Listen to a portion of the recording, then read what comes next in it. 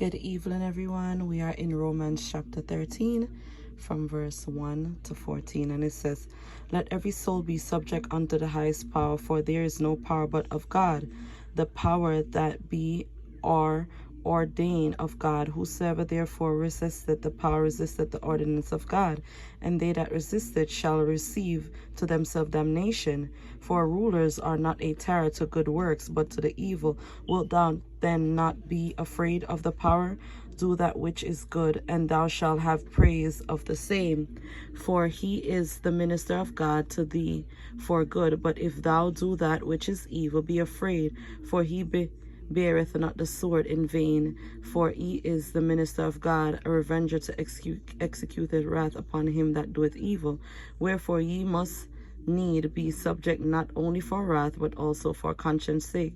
For this cause pay you tribute also, for they are God's ministers, attending continually upon the very thing.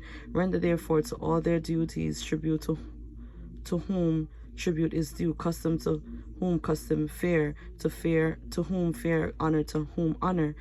Woe no man anything but to love one another, for he that loveth one another fulfill the law. For this, thou shalt not commit adultery, they shall not kill, thou shalt not steal, thou shalt not bear false witnesses, thou shalt not covet. And if there be any other commandment, it is briefly comprehended in this saying, namely, thou shalt love thy neighbor as thyself.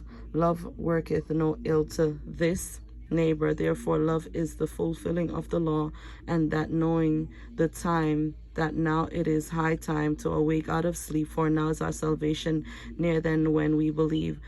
The night is far spent, the day is at hand. Let us therefore cast off thy works of darkness, and let us put on the armor of light. Let us walk honestly as in the day, not in rioting and drunkenness, not in chambering and wantingness, not in strife and envying, but put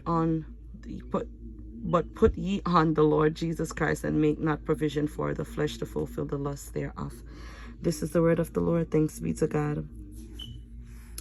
And it says, love is fulfilled not only by positive commands, but also by negative ones. All of the commandments mentioned here are negative in form. Love is positive, yet it is also negative in that it accounts for the human propensity towards sin, selfishness, and cruelty. 8 of the 10 commandments are negative because sin comes naturally when goodness does not.